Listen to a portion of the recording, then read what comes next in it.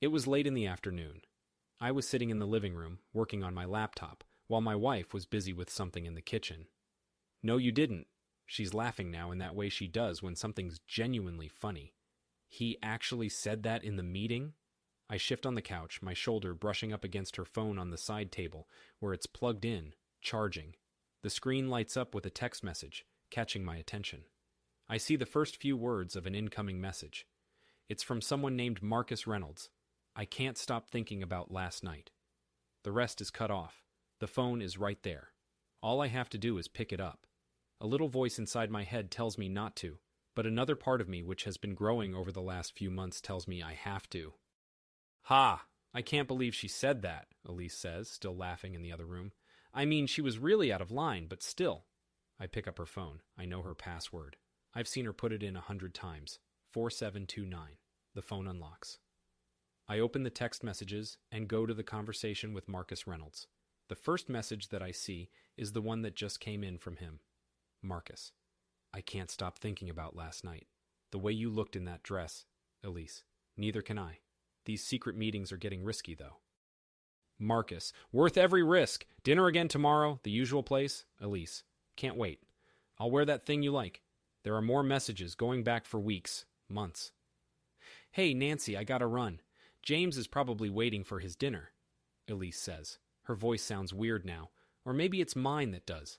I put the phone back in the position I found it in, hoping she wouldn't notice I had been looking at it. The screen went black as I did. A minute later, I heard her coming up the stairs. I tried to calm my breathing. My laptop had gone to sleep in front of me. There's my hard-working hubby. She comes around the couch, beaming at me with the same smile. How is it the same? I was thinking we'd try the new Thai place for dinner. I don't feel like cooking. I look up at her, really seeing her. The woman I loved for 8 years, my wife, but distorted. Her blonde hair catching the setting sun, making her look like some sort of perverted angel. Sure, whatever, I say. I'm proud that my voice doesn't shake. She tilted her head at me and said, Are you okay? You're looking a little pale. Just tired. I force myself to lie. Long day at the office. Poor baby. She bends down to kiss my forehead, and I almost flinch. I'm going to take a shower before we order. Work was hectic. I wonder if she means Marcus's office or her own. Of course. She goes upstairs, and soon after that, I hear the shower running. I stay on the couch, staring at the wall. Everything looks the same, but it feels different. Like I'm staying in a stranger's house. I take up my phone, scroll through the names of some of my closest friends. What would I even say? How do you talk about something like this? The sun sets. I don't turn on the lights. The darkness feels more appropriate. After a while, I hear Elise humming to herself. It sounds the same as always, but how do I know that she's not putting on a show just for me? I look at the Thai menu, pretend to read it, try to remember all the times she said she was away for work. How many of them had been a lie? The shower stops. I try to prepare myself for the confrontation. Should I do it now, or should I wait until after dinner? Do I want to get it over with, or do I want to enjoy one last dinner together before everything falls apart? I hear her open and shut her bedroom drawer. Footsteps. She's coming down soon. The last light of the day disappears. I don't know how long I sit there, but when it's over, I feel exhausted. Elise and I did have dinner, but she didn't say much. She went to bed early, and I didn't stop her. I couldn't bring myself to confront her. I stayed up all night wandering the house, and now, here I am in my study. I can hear the birds chirping outside the window. It's morning again. Another night without sleep. I look down at my desk and see the picture of my wife and I from our wedding day. She's wearing her white dress, and I'm standing behind her with my arms around her waist. I pick up the picture. Man, you look like shit, Dave says from my phone. I called him an hour ago, but I still haven't figured out what to say. Yeah, not really getting much sleep, I answer, flipping over the photo. Is it work? I laughed bitterly. You could say that. There was a long pause. I heard my wife downstairs. She was making coffee and going about our typical morning routine. James, you still there? Yeah. I get up and walk to the window. Dave, how well do you know Marcus Reynolds? Marcus? Your wife's boss? He hesitates. Saw him at your Christmas party last year. Seemed like a charming guy. Why? I grasp the curtain. Just curious. James, what the hell is this? I watch Elise's car pull out of the driveway below. Another early meeting. I need a little help with some Financial records. Business-related. Unofficial. I heard him gasp on the other end of the call. That's illegal. I know. I'm sitting at my desk now, looking at the anniversary cards, vacation photos, birthday notes, all the paper evidence of my betrayal. I just need to be sure about one thing. This is so unlike you, Dave says, voice softer. What did you do? I pick up last year's anniversary card. To my soulmate, it reads in Elise's flowing handwriting. Forever yours. She's cheating on me, I confess, with Marcus. Fuck, I hear Dave mutter under his breath. Are you serious? I read the texts, I say. I let the card fall out of my hand. But I need to know more, how far this goes. The bank statements. I pointed to my laptop, which was open to a dozen different articles about Marcus's company. He's been making a lot of big moves lately. Acquisitions, mergers. I didn't need to finish my sentence. You think Elise is talking to him? I clicked on an article about insider trading penalties. I guess I need to know everything. Wait. Dave is flipping through some papers. I might have someone, but James, this is risky. If you're wrong, I'm not wrong, I say, a bit more forcefully than I intended. And if I'm right about the insider trading, I'm not the only one at risk. There's a knock on the door to my study, and I jump in my seat. James, I'm leaving for work now. Remember we have dinner with Liam and Nancy tonight? Yeah, I'll see you there. I listen to her footsteps as she walks away. Hey, I need you to get me out of dinner tonight, I say to Dave. Tell them whatever you want. Why? I opened my desk drawer, pulled out some old files from my forensic accounting days, and said, I'm going to follow her. James? She's going to see him today. At their spot, whatever the fuck that means. The bile is back. I need to see it with my own eyes. And then what? I look at our wedding photo again, which is still face down on my desk.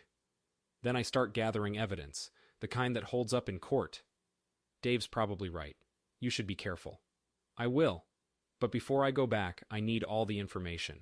The times, the dates, the places. I grab a notebook and start jotting things down. Is there anyone else we can talk to? A friend of hers? Maybe Nancy? I paused. Nancy is too close to things. If she tells Elise... Right, Dave says. I'll call about the records. But James, try not to do anything rash. Yeah, that's not going to happen. I hang up and return to my mounting wall of evidence. The sun had made its way up a little higher in the sky, and I was thinking about what I would say to her. I had to make sure I got to her first. She needed to be caught off guard. I wanted to see the look on her face when I revealed that I knew the truth, that I had figured out her game. I had to make a quick stop first so I could be sure. It took me a few hours, a couple of stops at electronics stores, and a phone call to a former colleague of mine who used to help me with investigations, but I finally found what I was looking for. The store's fluorescent lighting reflected off my wedding band as I stood at the counter. The young employee was busy installing the tracking software. Hey, he says, you know this software is technically illegal, right? You didn't get it from me. I hand him the money. Sold what? He nods with understanding. I guess he knows this is a bit hypocritical of me, using deception to uncover deception. As I walk back to my car, I take out my wife's phone. I stole it from her while she was taking a shower. I'll put it back before she even notices it's gone. She won't even know I installed a spy app on it, just like I didn't know she was cheating on me. Back home, I sneak into the bedroom where my wife is already asleep. I place her phone on the nightstand, plugging it into the charger. James? She mumbles. Getting some water, I respond. Lying is getting easier. The first message didn't come until the next morning. I read it while eating breakfast with Elise, seeing Marcus's name but not reacting. Big meeting today? I ask, even though she told Marcus she'd be working from home. Very important. She kisses me on the cheek, and I can already feel the rash I'll have to scrub off later. Don't wait up. The messages kept coming over the next few days, each one worse than the last. My wife and Marcus were having a full-blown affair, and weren't even hiding it in their texts to each other. But more than that, I saw her texting with Dave, my friend. Dave, I miss you. He doesn't suspect a thing. You're right, he's an idiot. Elise, I know. I can distract him with his work. Same time next week, Dave, my fucking friend. And he was in on it. He was helping her cover it up. That wasn't the worst of it, though. A couple days later, I saw her texting with Liam. Liam, better than Paris. Last night was amazing. Elise, yeah, I wish my husband was as good as you in bed. Liam, we should tell Nancy we're working late more often. She believed it no problem. Just like your husband, Paris. They went to fucking Paris together. That must have been when Nancy and I went there on vacation with them. They were having an affair right in front of us. I was so angry, I felt like I was going to explode. But it got worse. I saw another message from Marcus come in, and this one had to do with work. Marcus: I'll be there at 3 p.m. The merger is on the table. Elise: Good. I'll tell him about it after. He doesn't check the offshore accounts anyway. Not only was she cheating on me with multiple men, she was also involved in shady business dealings with Marcus, who was a lawyer at another firm. I knew I had to do something, but I didn't know what. I needed to think. Then I heard a knock at my door. Hey, babe? Elise asks. Dave and Sarah want to have us over for dinner Friday. I minimize the screens. I'm working late. You're always working late these days. There's a hint of worry in her voice that used to make me weak. Is everything all right? Yeah, of course. I'm getting better at lying. I heard her walk away and return to my notes. While she had been out, I had begun to write down all of my thoughts, trying to figure out what to do. I had also been tracking her phone and had learned she was meeting up with other men regularly, going to hotels and motels and private clubs, and sometimes Dave's house when Sarah wasn't home. My phone buzzed again, and I saw another message had come in. This time, it was a group chat message with the same people from before. Marcus: Everybody all set for tomorrow? Dave: I'm ready to go. James is too stupid to figure it out. Liam: Nancy thinks I'm working. She doesn't suspect a thing.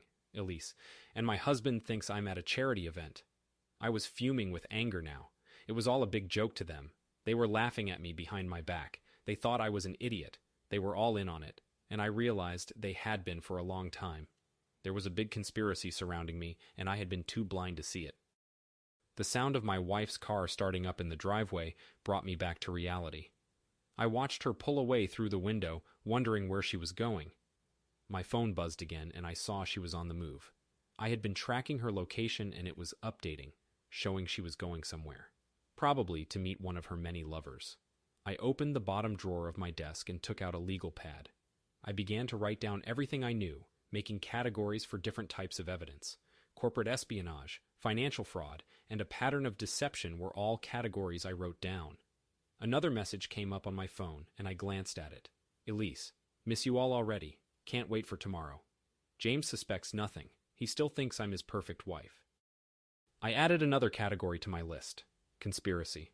The afternoon came and went, and I spent the entire time writing down everything I knew, all the evidence I could possibly gather. There wasn't enough of it yet, but I knew there would be more. My phone continued to buzz with notifications, and I kept a careful record of each one. Dave: Hey buddy, just calling to see if you're okay. I heard from Elise you left the office early. Call me back when you get a chance. I didn't answer. I didn't want to talk to him. I knew he would try to manipulate me, to make me doubt myself, but I wasn't going to let him. I was going to gather all the evidence I needed, and then I was going to take them all down. Liam: Remember when James gave that speech at our wedding about true friendship? I added that to the evidence file, writing it down in my notebook. There was so much betrayal, so many lies. It was overwhelming. But I had to stay focused. I had to keep gathering evidence. The truth was out there, and I was going to find it. I just needed more time. More evidence, more proof. And then, when I had everything I needed, I would expose them all for what they were. I would bring them to justice. I would make them pay for what they had done to me. But for now, I had to keep my head down. I had to keep gathering evidence. I couldn't let them know I was onto them. Not yet. As the sun began to set, I looked out the window and saw the clouds gathering in the sky. A storm was coming. But I didn't care. I was ready for it. I was ready for anything.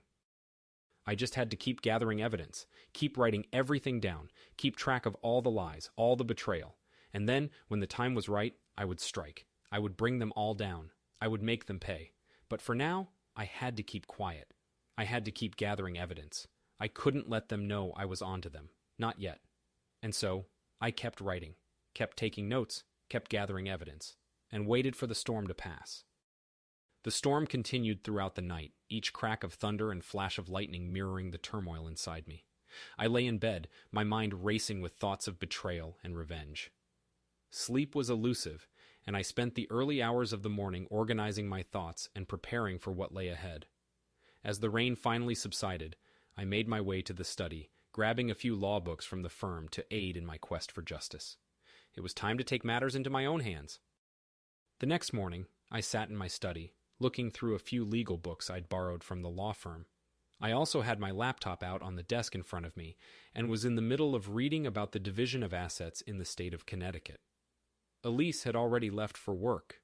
She said she had another early meeting. I had checked her location on my phone and saw she was at least telling the truth about that. She was at work, or at least at Marcus's office building. I was in the middle of reading something when my phone rang. It was my lawyer. James Anderson, I reply flatly. James, I've gone through the files you forwarded me. This is a lot. I can see the wall of evidence I've gathered, all the text messages and bank statements. I do my homework. Extremely thorough. The business espionage stuff. Is it good? I inquire, grabbing my notepad. With these materials, it's dynamite. The stock manipulation angle, too. Fuck, the SEC would eat this up. I made another note. And what about the personal side of things? Connecticut is a no-fault state, but adultery affects settlements when it comes to using shared funds. The hotel stays, the gifts. All noted, I say, glancing at my financial misconduct folder. Do you realize who you're taking down? It's not just your wife. Reynolds, Miller, Parker. I smile, but it's a sad smile. I do. Just then, the doorbell rang. I wasn't expecting anyone. I looked out the window and saw Nancy's car in the driveway. I gotta go, I say to Richard. Send me over the draft. James, hold on. Once we submit this, there's no undoing it. Are you positive? I am. I hang up, hearing the doorbell ring again. I heard Nancy calling up to me from the stairs. James, I see your car in the driveway. I know you're home. I put my laptop away and tried to act normal. She couldn't know that I was on to her. Be right there, I shout back, putting on my best normal person face. Nancy was standing in my front entrance, looking concerned. She was dressed in workout clothes, looking as if she had just come from the gym. James, thank God. I've been trying to contact you. Work's been keeping me busy. I point to my office. What are you doing here? She hesitated. It's about Elise. She's concerned about you. Is who? She said you've been cold, that you've been working late, that something's wrong. I look at Nancy. Does she realize she's just reciting a script I've already read? Everything okay, Nancy. Just a tough case. Are you sure? 'Cause the past few... How's Liam? I cut her off, studying her facial expression closely. She looks a bit guilty or maybe scared. He's good. Busy with work as well. Lots of late meetings? This time of year, you know how it is. She tries to chuckle, but it comes out wrong. I got up from the wall, offering to make her a cup of coffee. Oh no, I just came to see if you're okay. For me? Or for Elise? Her smile disappears for a moment. What do you mean? I wave my hand to dismiss her concerns. Forget about it. Just tell Elise not to worry. Okay. She starts to move towards the door. Be well, James. After she left, I went back to my study. I had a couple of unread messages on my phone, but I ignored them when I saw that Richard had sent me an email with the divorce papers. I printed them, signed them, and added them to my folder. I got another notification from the GPS. Elise was on her way to Dave's office. I added it to my log. The sun was setting. I took a moment to study the evidence I'd collected. I was filled with anger and resentment as I looked at all the proof of my wife's betrayal. I opened the drawer to my desk and pulled out the wedding album. I flipped through the pages, looking at the photos of Elise and me on our wedding day. It was hard to believe that the woman in those pictures was the same woman who had been lying to me for months. How could she do this to me? How could she throw away everything we had? My phone buzzed. It was a message from Elise. Elise, working late tonight, honey. Don't wait up. I added it to the file. I couldn't do it today. I needed to sleep on it. I needed to make sure I was doing this for the right reasons. I needed to make sure I wasn't just acting out of anger and hurt. Tomorrow, I promised myself I would tell Richard to move forward with the lawsuit. I spent the rest of the day in a daze, replaying everything in my head over and over again. I couldn't believe this was happening to me. I couldn't believe my wife was having an affair with my best friend. It felt like a nightmare I couldn't wake up from. But it wasn't a nightmare. It was real, and I was going to make them pay for it. It was getting late. I looked out the window at the setting sun. The storm had passed, but my anger had not. I was still seething. I was still hurt. I was still betrayed. But I was also determined to take control of my life. I was determined to make things right. I went to bed, but I couldn't sleep. I kept tossing and turning, thinking about everything that had happened. I couldn't believe my wife had betrayed me like this. I couldn't believe my best friend had betrayed me like this. I couldn't believe the people I loved the most had hurt me like this. But I wasn't going to let them get away with it. I wasn't going to let them destroy my life. I was going to fight back. I was going to take control. I was going to make things right. I woke up the next morning with a renewed sense of purpose. I was going to do whatever it took to get justice. I was going to do whatever it took to make things right. I took a deep breath and got out of bed. It was a new day, and I was going to make the most of it. I was going to take control of my life. I was going to take control of my destiny. I got dressed and left the house. I didn't have a plan, but I knew I needed to get out of the house and clear my head. I decided to go for a walk in the park. It was a beautiful day, and I needed some fresh air. I needed to clear my head. I needed to think. It was a breezy fall afternoon, and I was sitting on a bench in Riverside Park, waiting for Nancy to come by on her daily jogging route. I had been tracking her with a GPS app, and I had made sure to arrive at this spot just in time to intercept her. I saw her in the distance, running toward me with her earbuds in. She didn't see me yet, but I knew she would soon. I got up and stepped in front of her. She stopped abruptly and looked at me with a mixture of shock and confusion. "James?" She takes out her earbuds, panting a little. "What are you doing here?" "I was hoping we could chat, privately, without the crowd." She looked around at the nearly empty park. "I'm in the middle of my run." "It's important." I nod to the bench. "Just sit." She paused, looking uneasy. "Is this about Elise? 'Cause I told you." "It's about everyone," I tell her, trying to remain calm. "Marcus, Dave, Liam." She goes pale despite her rosy cheeks from working out. "I don't..." "Take a seat, Nancy." She sits down, making sure to leave some distance between us. A man jogs by. "I know everything," I say, picking up my phone. "Every meeting, every hotel, every lie. James, whatever you think is..." October 12th, the Peninsula Hotel, room 847. I scroll through my notes. "While you were visiting your sister in Boston. At least, that's what Liam told you." She clenched her fists in her lap. "Stop." September 28th. The charity gala you missed because you were too sick with food poisoning? Also missed by Elise and Liam. "Stop," she cries. "Please stop." Paris wasn't the first time, but it was definitely the most brazen. A sudden gasp next to me. An awkward pause. "How long have you known?" she asks, finally. "Long enough to have a case." I turn to her. "Corporate espionage, insider trading, cheating on partners." "What do you want from me?" "I want you to help me take them down." She laughed, but there was no humor in it. "Why would I do that?" "Because I can prove you're not a part of their illegal practices. Protect you from the SEC. I hesitate. "Or I can leave you to fall with them." "You're blackmailing me." "I'm saving you." A child's laughter could be heard from the nearby playground, contrasting sharply with the tone of our conversation. "What do you want from me?" Nancy asks, her voice monotone. I produced a thin file. "I want you to tell some of your friends about these people. Make them suspicious. Elise has been working late hours, and her boss, Marcus, seems to have taken a special interest in her, for instance." "You want me to talk shit about you?" "I want you to set the stage, so that when the truth comes out, it doesn't sound so crazy." She took the folder with shaking hands. "And Liam? Will get exactly what he deserves." I eased my voice just a bit. "Like all of them." Nancy opened the folder and started reading the first page, then gasped. "These are messages. Are just the beginning. I have much worse. God." She shuts the folder. "How did we end up here?" I didn't respond. "When?" she asks. "Soon. But in order for that to happen, we need people asking the right questions, looking in the right places." "They trust me." Her voice breaks. "Elise, especially." "I know. That's why it has to be you." She looked down at the folder in her lap. "If I do this, you'll protect me from all of this?" "I promise." I get to my feet, wiping the dirt and leaves from my pants leg. "Talk to Barbara at the tennis club first. She's been on to Elise and Marcus for weeks." She nodded, holding the folder. "James?" I stopped. "I'm sorry for everything. Don't waste your apologies on me." I pull out my phone and notice some new notifications from the tracking app. "Looks like your husband's having another working dinner tonight." She didn't answer. "Read the folder," I say. "Remember it, then destroy it. We'll be in touch." I leave her on the bench and check my phone. A text message from Elise pops up. "Staying late at work again, babe. See ya." I smile to myself, picturing the rumors and gossip this will stir up. Nancy is the perfect person to spread the word, and although she doesn't know it yet, she will do so out of fear.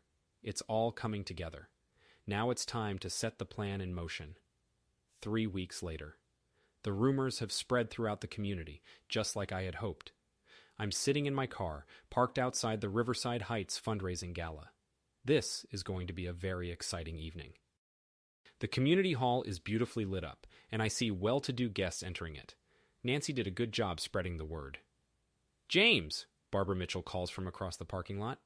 She scurries over, the pearls around her neck bouncing against her cocktail dress. "I was hoping to catch you tonight." "Barbara," I put on my best smile. "How's the tennis club?"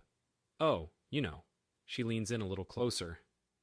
"A lot more interesting since Nancy brought up those suspicions about Elise and Marcus." "Suspicions?" I ask, feigning ignorance. "The late-night work sessions, the dinners." She looks around before continuing. "Sarah says she saw them at Le Papillon together last week, when Marcus's wife was out of town." I let a little hurt show in my expression. I don't listen to gossip. "No, not at all, sweetie." She touches my arm. "You are such a good man."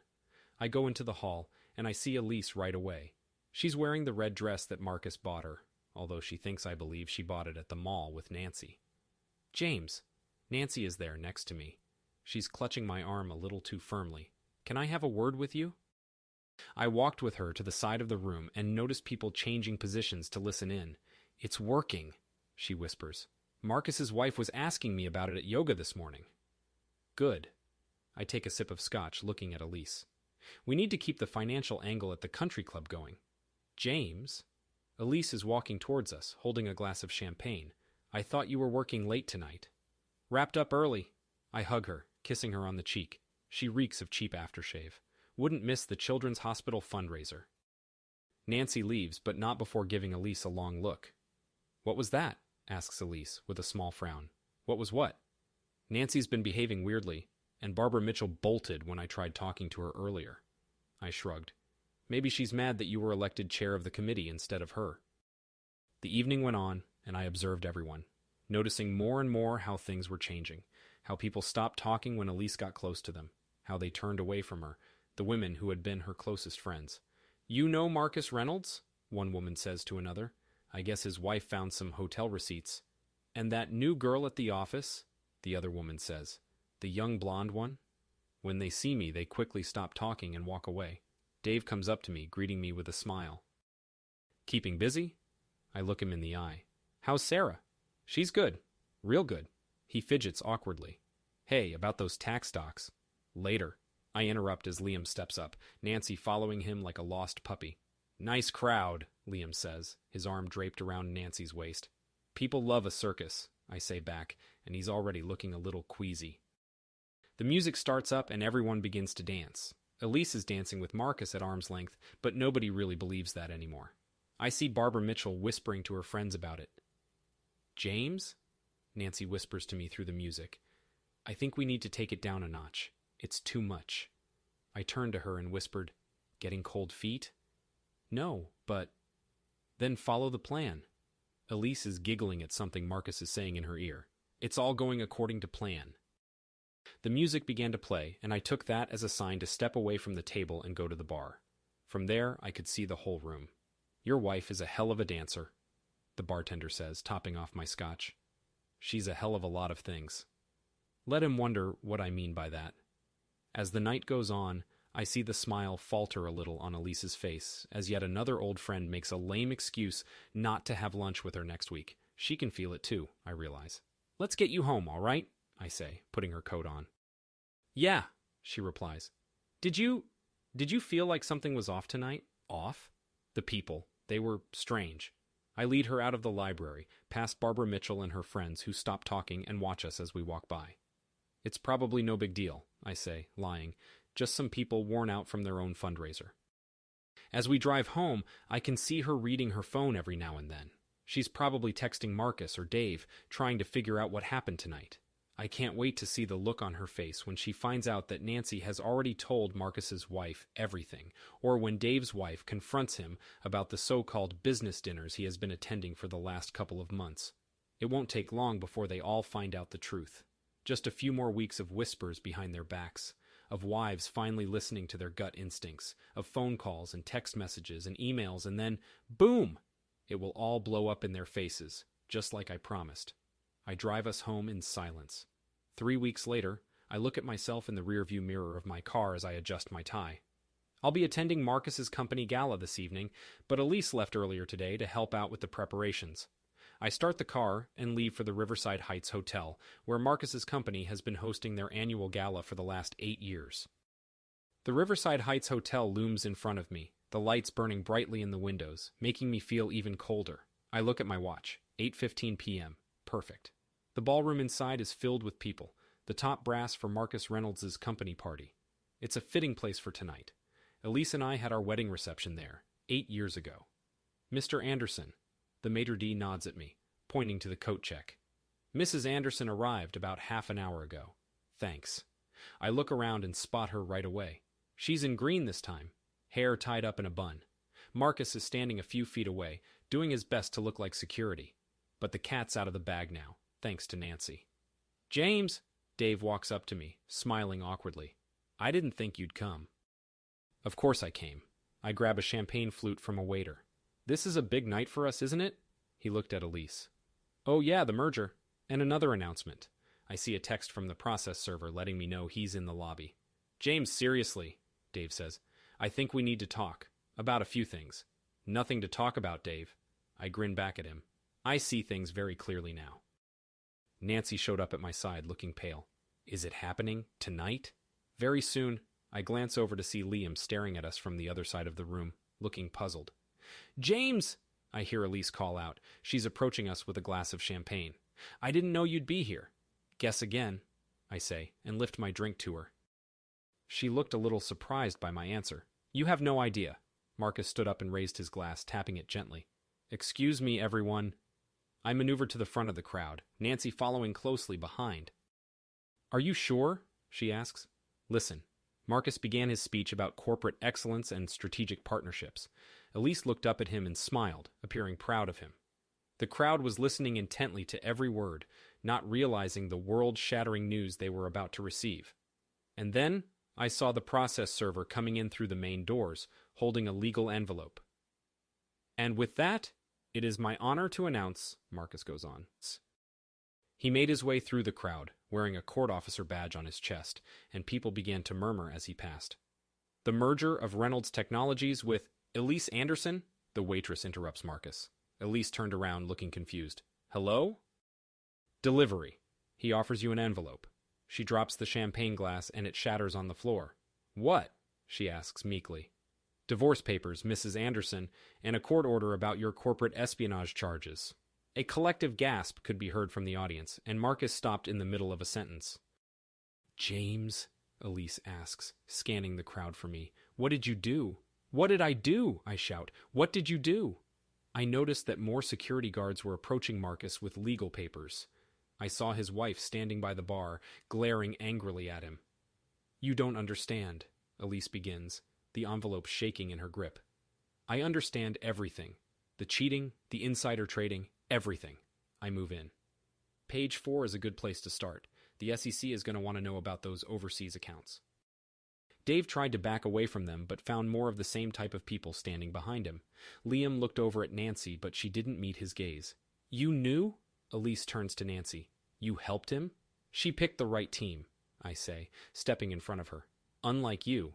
The room is in utter chaos now. Phones are out and people are filming. Barbara Mitchell looks like she just won the lottery, already calling people. James, wait! Elise is crying now, her mascara streaking.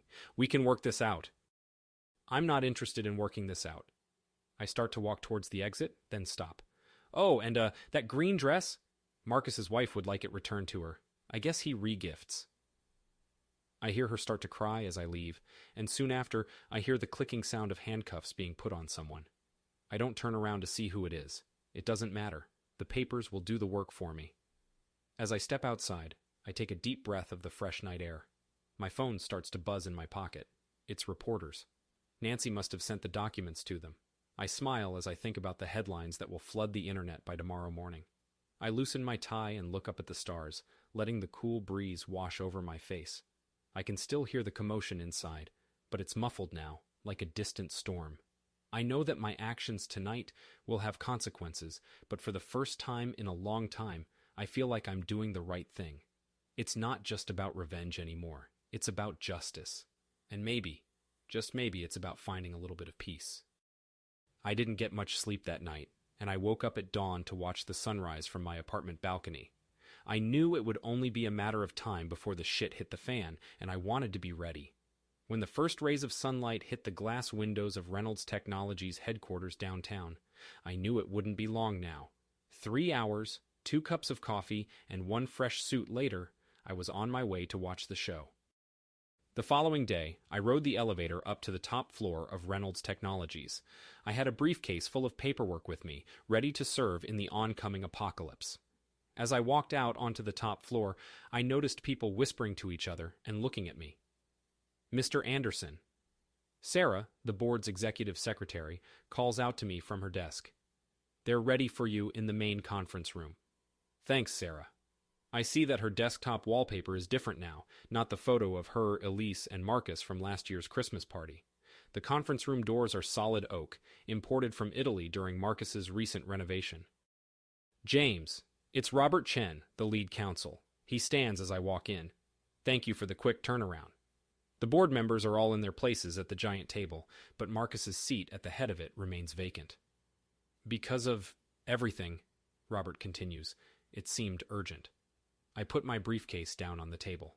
First, though, I say, I should note that my team has uploaded all of the pertinent documents to the SEC's Enforcement Division. I heard someone gasp. I think that's a little extreme, says Douglas Freeman, the CFO. We should be able to deal with this within the company, like you dealt with the merger negotiations? I pull a fat manila folder from my briefcase. Or the offshore accounts? What are you talking about? Douglas is turning red in the face. I pushed copies across the table. Page 3, Insider Trading. Page 12, Embezzling Company Profits. And page 20, I smile. Well, that's the fun one. I could see the expressions of the board members changing as they read the documents. Oh my God, Robert says under his breath as he reaches page 20. The shell corporations? All linked back to Marcus and his cronies, I say, still standing. And my wife. On the subject of Mrs. Anderson, Patricia Walsh from HR pipes up. She called in sick today. I'm sure she did. The elevator dings outside and I see Elise step off, still wearing her sunglasses indoors. If you'll excuse me, Patricia says, getting up. I need to speak with Mrs. Anderson. I watch through the glass as Patricia stops Elise, who looks defeated after a brief exchange. Patricia points at the elevator. Now, as I was saying, Robert brings me back to the room. The accusations, they're damning. Very damning. I pull out my laptop and hook it up to the room's screen. But there's something else. The next hour is a whirlwind of bank statements, texts, and security footage. More nails in the coffin for Marcus. From this moment, Robert says at last, Marcus Reynolds is hereby suspended pending review. We'll have to make a statement. Written. I hand him the next sheet. My publicists have been busy. As I walked out of the conference room, I noticed that the mood had shifted. Word had gotten out. I saw Nancy talking with a group of people. James, Robert stops me as I'm about to leave. The board thanks you for your silence. Do they? I say, as I tighten my tie. Well, things are just getting started. When I reach the top floor, I see Elise's office is empty already. A couple of people from HR are boxing up her things. My phone pings again, and I see a notification that Reynolds Technology stock is down 15 points after a controversial news article emerged about their CEO. Another ping, a text message from Dave's wife saying he went to work this morning and found his office was cleaned out. The dominoes continue to fall. As I'm leaving the building, I see the security desk is deactivating Marcus's access card. His name is being taken off the directory. Mr. Anderson, the security guard says, will Mrs. Anderson be coming to pick up her stuff today? No, I say, stepping into the revolving door. She's gone. I got a notification saying Richard Blackwood was looking forward to meeting me this afternoon to discuss the next step. I got into my car and drove away. As I left the parking lot, I saw Elise's car park. It was empty, and her name had been removed from the reserved sign. Her perfect life, just like her perfect marriage, was gone. It hadn't taken much longer than a week and a half, just as I had expected. Time to move on, I thought, and left. I spent the next couple of weeks traveling between companies, following the fallout in the newspapers and on television. The sun had already begun to set when I returned to Blackwood and Associates. I parked my car and took the elevator to the top floor. I sat down in Richard Blackwood's office with him, the two of us preparing for the final act of our little play. "We did it," Richard tells me, passing me the first folder. The evidence was pretty conclusive. It feels like so long ago, I think to myself, sitting in Dr. Hovgaard's office. "Hey, have you checked the news?" He taps the screen of his tablet, pulling up a business headline. "Reynolds Technologies is down again." "No surprise there," I reply. Marcus always had a knack for burning through money. The door to the office opened and Richard's assistant brought us coffee. The ceramic cups clinked against the saucers like little bells. "Your wife's lawyer called," she says, reaching over with the coffee tray. "For the third time." "Ex-wife," I respond. "I know." When we were alone again, he opened the settlement proposal. "She wants the house," he says, reading. "Naturally. And half your 401k. Show her the pictures from the Four Seasons in Boston," I told him. "The ones that show her there when she was supposed to be at the board meeting for the charity." "That's a good idea," he said, making a note of it. I hung up the phone and looked out the window of my office, down at the streets of Hartford. Elise was out there somewhere, having a similar conversation with her lawyer. "And the offshore accounts?" I ask, focusing back on the issue at hand. "Frozen until the SEC finishes their investigation." Richard looks through another set of papers, although some of the transfers to personal accounts in the Caymans were interesting. That's one way of putting it. He handed me a paper with some bank statements printed on it, showing the strange transfers. "You're listed on a few of these accounts," he says. "Joint accounts she set up without my consent." I point at the next page. "And these signatures were forged. The experts verified it." Richard places another document onto our stack. "And the fake board meeting notes." I got a text from Nancy. "Dave cleaned out his office last night, left the country this morning."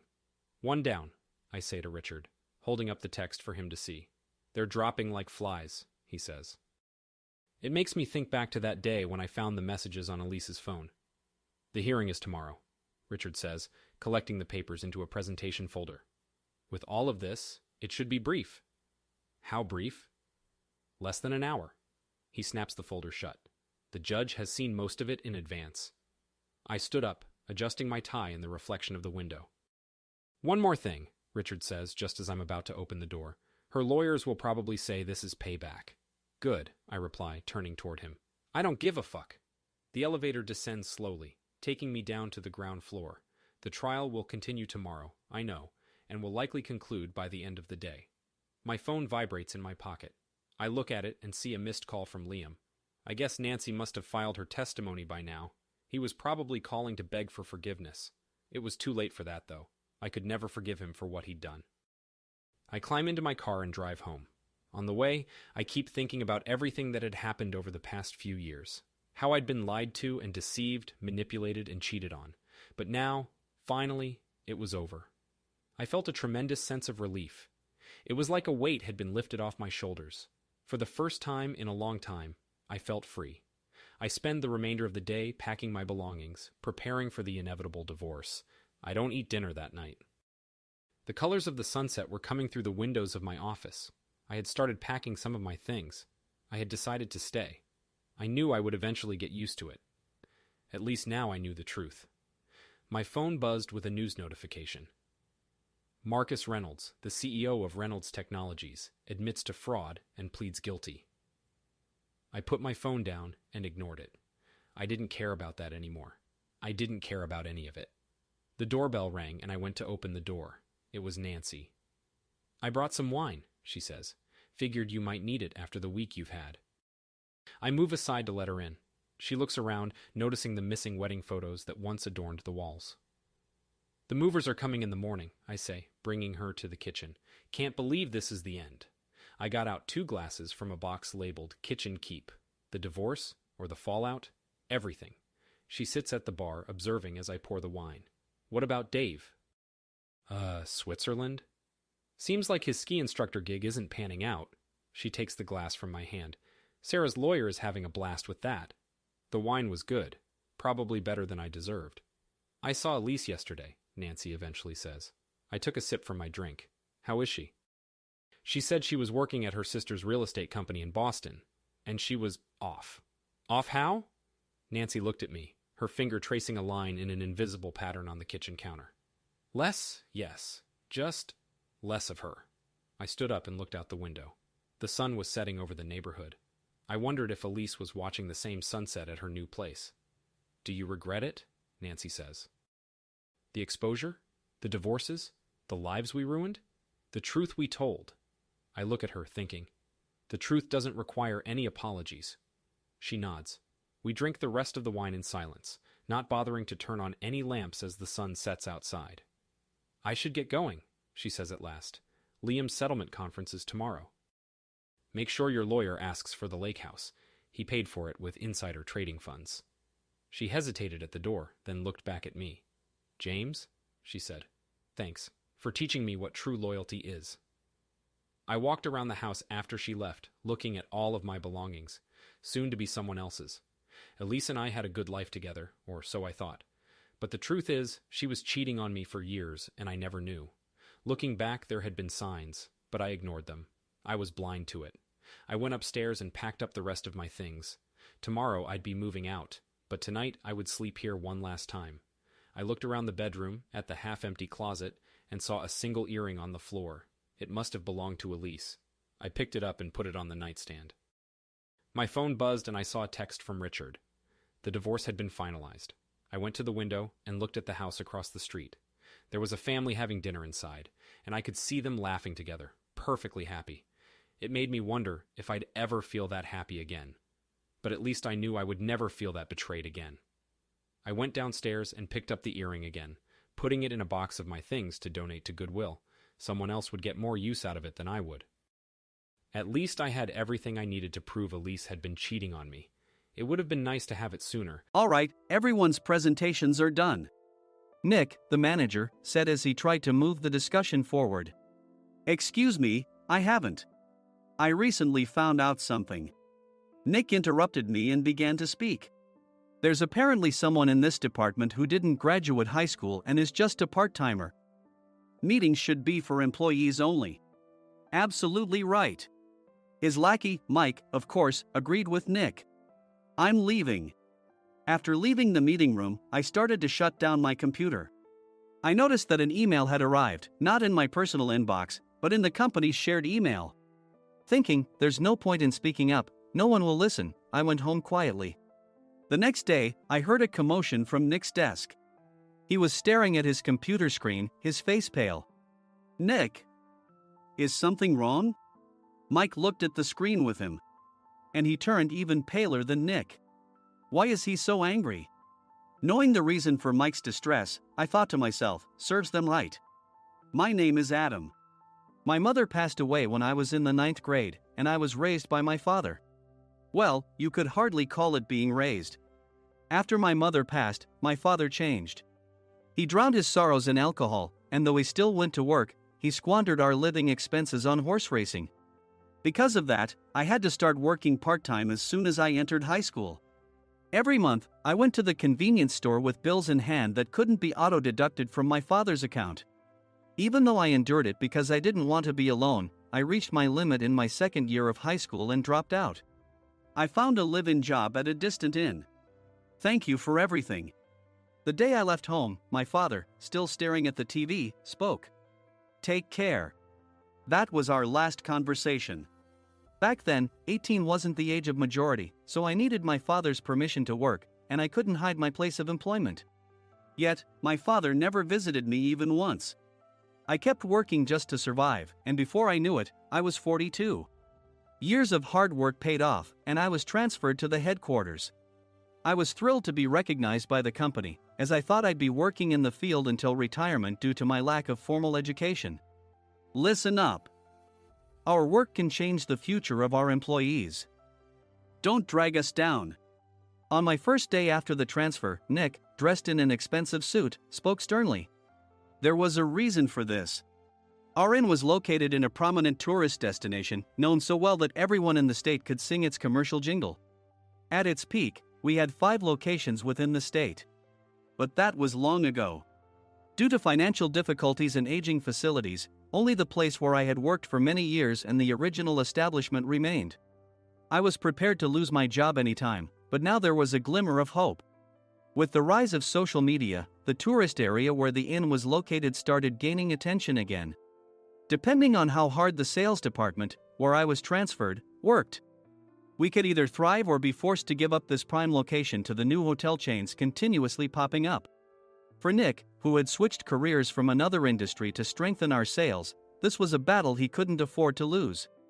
I understood why he had to be strict. "I will do my best." Nick sneered at my enthusiastic declaration. "Did you not hear what I said?" "I'm sorry." I thought I was listening carefully. Out of habit from years of customer service, I apologized reflexively, though I had no idea what had offended him. Someone was watching me with a smirk. In this department, there are those who are expected to excel and those who have been shoved here because they have nowhere else to go. You are the latter. It was Mike, the section chief. He's 7 years younger, at 35. But he was called to headquarters much earlier than I was and had been moving around within the headquarters ever since. I'm not jealous, but I can't accept that he's my boss.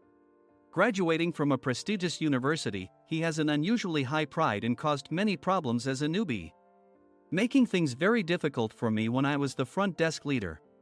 When I found out Mike was transferred to the sales department a month before me, I was disheartened. Mike is right. With just a middle school diploma, there's not much you can do. Don't even think about achieving results. As if I didn't exist, Nick remarked, "I'm thirsty." Mike eagerly ran to the coffee maker. It seems Mike is Nick's lackey. I regretted being happy about my transfer to headquarters, wishing I had stayed on site forever. Send a direct mail to every company on this list by the end of the day. Nick only assigned me tasks that even a new graduate could handle. What? There are over 1,000 companies. You want me to send to all of them by today? Yes, if you and your fellow misfits split the work, even those with nowhere else to go should finish by today. I glanced at the employees typing away expressionlessly. They were worn out from customer service, only thinking about leaving on time, or were women reassigned after having children, with zero motivation for work. Even Sam, a new graduate from the same university as Mike, who was supposed to be among the expected achievers, had no enthusiasm for the job, having joined the company wanting to do customer service. "I don't care what they say, I plan to quit anytime," he said. Only Nick and Mike were highly motivated, making all the decisions between the two of them. I originally only wanted to work at the inn to survive and had no particular attachment to this job. I swallowed my words, thinking I had no right to reprimand them. About a month after the transfer, Nick told us with a frustrated look. "To commemorate the 50th anniversary, we've decided to create a plan exclusive for one group per day. Originally, Mike and I were supposed to come up with it, but our president, Mr. Thompson, insists on hearing everyone's opinions. So, you all get a chance." As Nick explained, Mike began handing out prints. Make sure not to embarrass Nick. If your ideas are half-baked, you'll have to redo them. It seemed that they had printed his handwritten notes by Mr. Thompson, which included several questions and a section for free responses. It made sense why Nick had to seek our input, given that all responses had to be submitted to Mr. Thompson. We were given a week to think about it, and a meeting was scheduled to compile our ideas. My plan is to let guests enjoy both the old and modern America. Nick began the presentations. Guests would watch a master confectioner at a nearby traditional sweet shop make sweets in front of them. The welcome drink would be premium tea in a bottle. Nick's plan was certainly attractive. After his presentation, Nick called on us to present in the order we were seated. Just as I stood up for my turn. "All right, everyone's presentations are done." "Excuse me, I haven't. I recently found out something." Nick interrupted me. "There's someone in this department who didn't graduate high school and is just a part-timer." He was likely talking about me. I joined the company as a part-timer and was made a full-time employee when I turned 20. That was 20 years ago, so Nick and Mike probably had no chance to know until recently. Meetings should be for employees only. Absolutely right. After that, Nick kept creating opportunities to solicit everyone's opinions, purposefully excluding me from speaking. The meeting unexpectedly heated up and went past the scheduled end time. A few people asked to leave, and the discussion continued with the remaining few. Still here? Normally, you'd leave in that situation. Though I had no attachment to the job initially, hearing kind words from customers made me want to make them happier. For someone like me, with nowhere to go, the inn was my home and customer service was my life. I felt pathetic about my current self. I'm leaving. I left the conference room and started shutting down my computer. I noticed an email had arrived, not in my personal inbox, but in the company's shared email. Thinking no one would listen to what I had to say anyway, I quietly went home.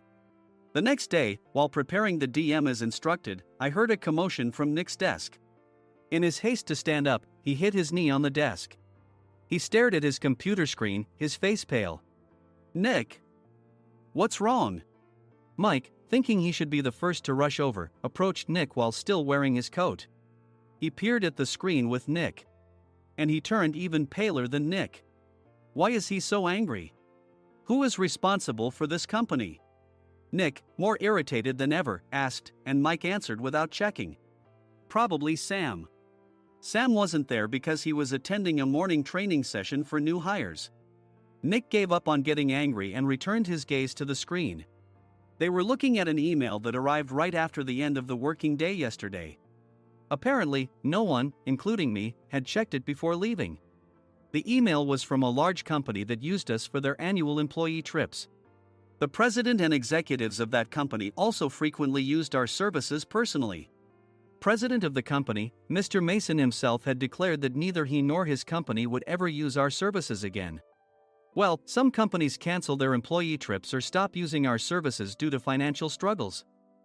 Let's just move on. Mike kept wiping the sweat from his forehead with a handkerchief. Knowing why Mike was so agitated, I quietly watched their interaction. Do you know how much revenue we get from that company? We can find other guests to fill the rooms, but we'll lose the banquet costs, gift shop revenue, rental car fees, and more. Moreover, the gifts were supposed to be prepared by the traditional confectionery shop involved in Nick's proposed plan. If it's known that we incurred such a huge loss at this critical time, Nick's position in the company would be jeopardized. Nick took a deep breath, seemingly trying to calm himself. All right, Mike. Go to New York right now and apologize to Mr. Mason. What? You're coming with me, right? I have urgent work to do. I trust you, which is why I'm entrusting this to you. Please.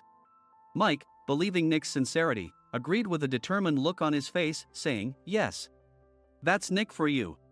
Even if Mike went to apologize, Nick would shift all the blame onto him if the client didn't change their mind. Well, it was Mike's fault to begin with, so it served him right. About 3 hours later, Sam answered a call from somewhere and repeatedly apologized, saying, I'm very sorry. Everyone watched to see what was happening. After ending the call, he informed Nick with a weary tone. When Mike arrived at the client's company, he only made things worse, further infuriating Mr. Mason. He was demanding, get his boss here immediately. It was no wonder Sam was exhausted, dealing with such a call right after returning from training. What is that idiot doing?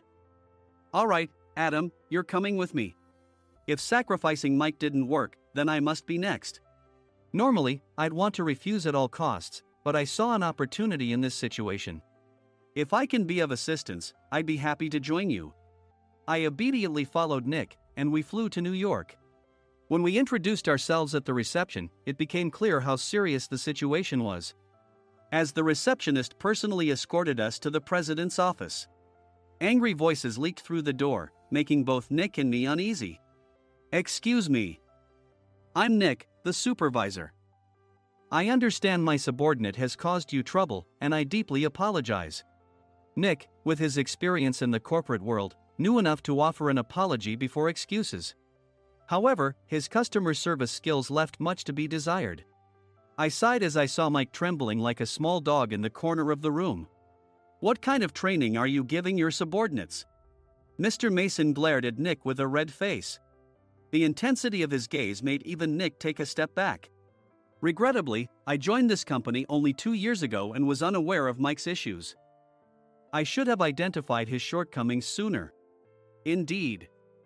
I should have realized sooner. No sensible person would come to apologize and then give a lengthy presentation on the drawbacks of not using therein. Nick froze, his mouth slightly open. Suspecting the worst, I picked up the documents that had fallen to the floor. It seemed Mike hastily prepared these documents on the plane, listing the disadvantages. Disadvantage 1: if you change the venue for the company trip, employees might suspect it's for cost-cutting reasons, leading to a negative impression. Reading it aloud half-jokingly, Nick snatched the papers from my hand and checked the contents with a furious expression. Among the stack of documents was a receipt from a nearby convenience store's copy machine. I felt a pang of dread, hoping he hadn't shown the receipt as well.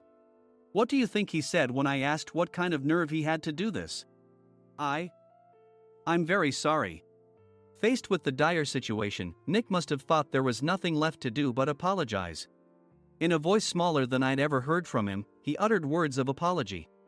He said, "I'm a Harvard graduate. I don't believe I said anything wrong." Mike! What have you done? Forgetting his plan to pin the blame on Mike, Nick yelled loudly, even in front of Mr. Mason. "I didn't do anything wrong." "You're still saying that? Look at him." Mike pointed at me with a shaking hand. "I was assigned to headquarters in my 20s and now I'm a section chief. This guy only made it to headquarters at 42. Everything I've done proves I was right. So why are we losing the contract?" Having said his piece, Mike collapsed to the floor. "Of course. You were sent there because you had nowhere else to go." Mike never expected to hear such words from someone he looked down upon. He lunged at me, and Nick hurriedly stepped in to stop him. "Mr. Thompson told me Mike is a quick thinker, and to take good care of him." There's no way he was pushed aside. "Don't make things worse here."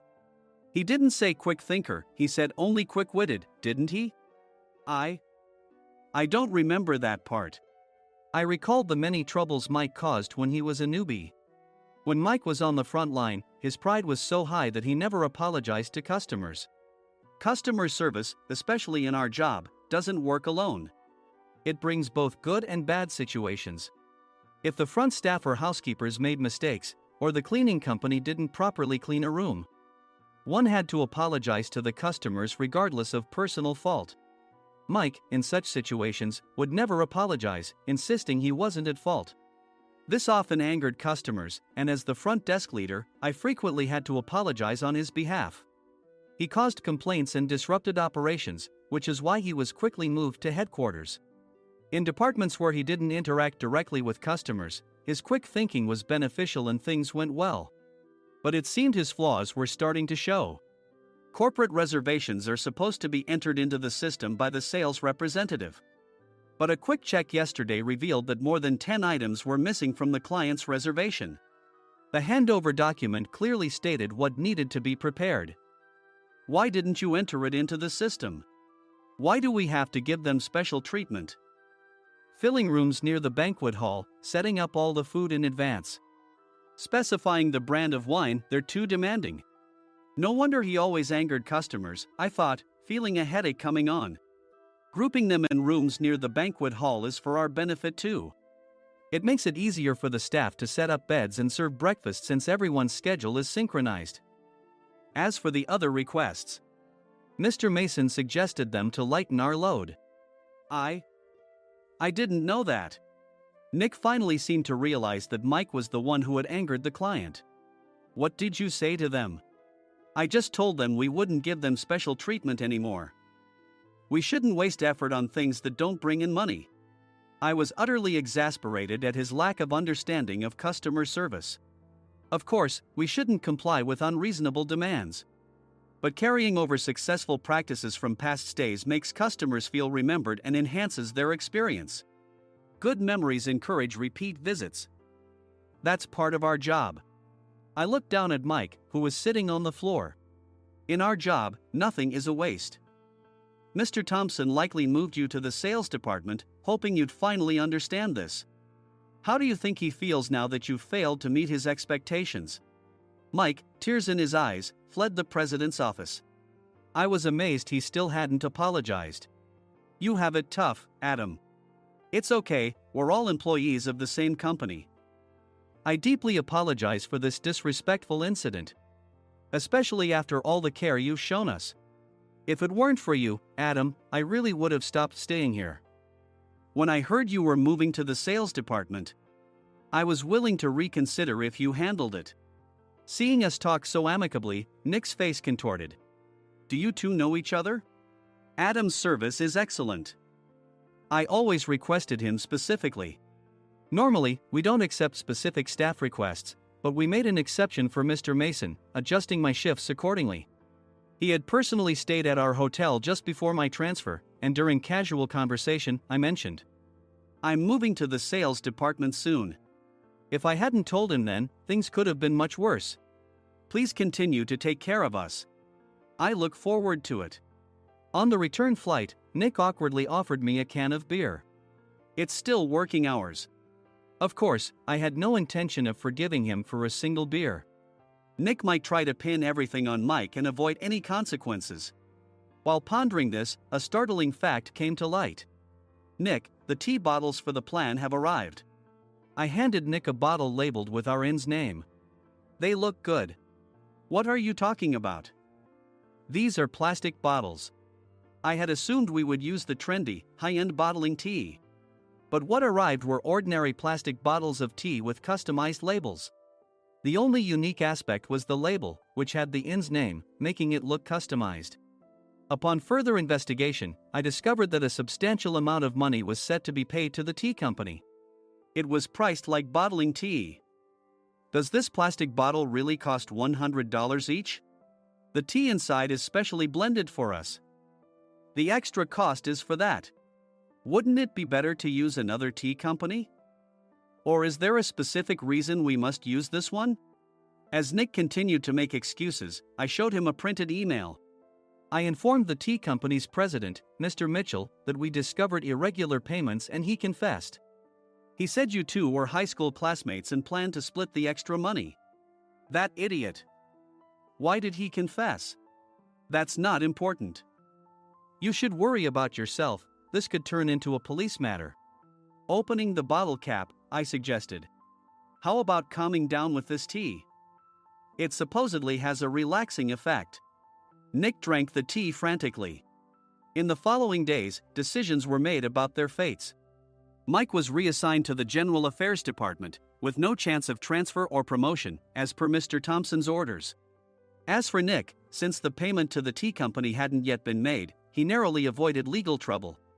Instead, he was encouraged to leave the company, and to avoid further complications, Nick submitted his resignation.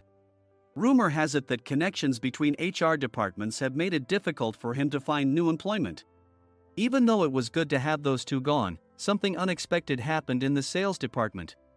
Everyone became motivated and united in refining the 50th anniversary plan. In the end, my plan was adopted.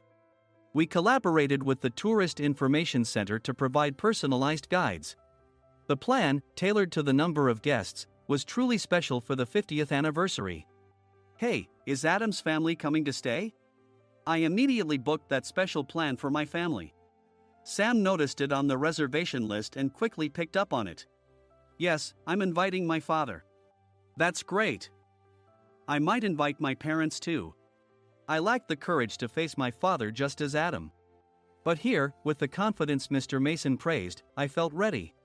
The 50th anniversary plan was a perfect opportunity to reconnect with my father. I hoped to bring back the days when we could laugh together as we once did.